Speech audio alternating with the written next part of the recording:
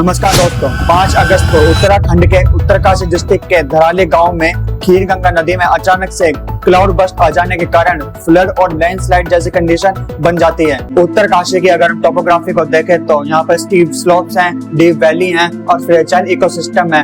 मतलब यहाँ पर यंग फॉल माउंटेन है, मतलब यंग हिमालयस हैं। ये वे हिमालय हैं जो अरावली और वेस्टर्न घाट के बाद बहुत बाद बने, जिस कारण यहाँ की जो सोइल है बहुत मुलायम है। बारिश की बात करें तो यहाँ पर जून से सितंबर के समय साउथ वेस्ट मानसून के दौरान मैक्सिमम रेन होती है, जिसमें अगर हम देखें तो on an average per year यहाँ पर 1200 से 1300 के आसपास यहाँ पर ईयर रेन होती है। दरअसल 5 अगस्त से पहले के कुछ दिनों से ही यहाँ के आसपास के इलाकों में कंटिन्यूसली रेनफॉल हो रही थी और धीरे धीरे इस रेनफॉल के इंटेंसिटी के बढ़ने के कारण सर्दियों के महीने में जो ग्लेशियर और स्नो यहाँ पर पहाड़ों के बीच में इकट्ठी होती है, उसके ऊपर एक प्रेशर लगता है, जिसके कारण यहाँ पर फ्लैश फ्लड की कंडीशन यहाँ पर बनती है, जिसे हम क्लाउड बस्ट कहते हैं। दरअसल क्लाउड बस्ट एक एक्सट्रीम सडन और लोकलाइज्ड रेनफॉल इवेंट है, जिसमें कम समय में एक छोटे से एरिया में कई सारा पानी एक साथ डंप हो जाता है। IMD के अकॉर्डिंग अगर इसकी डेफिनेशन को देखें तो ऐसी बारिश जो 10 सेंटीमीटर या फिर इससे ज्यादा 1 घंटे के अंदर और एक छोटे से एरिया में बारिश का होना ही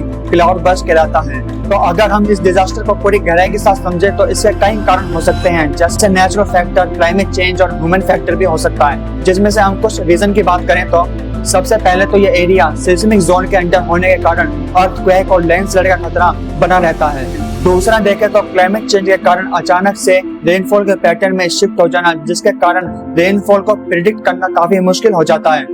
तीसरा देखें तो अनप्लान्ड वे में रोड्स का, टनल का, डैम्स का कंस्ट्रक्शन करना, जिसके कारण माउंटेन्स की टोपोग्राफी बदल जाती है। और रीजन को देखें तो डिफॉरेस्टेशन करना, अनप्लान्ड कंस्ट्रक्शन करना, जिसमें अगर देखें तो टूरिज्म को अट्रैक्ट करने के लिए रिवर के बेसिन में होम और होटल्स को बनाना, ये सारे रीजन हो सकते हैं। करंट सिचुएशन की बात करें तो धराली गांव में कई सारी रैपिड रेस्क्यू टीम्स को डिप्लॉय किया गया है, जिसमें army, Uttarakhand police, SDRF, NDRF, RTBP की टीम शामिल है।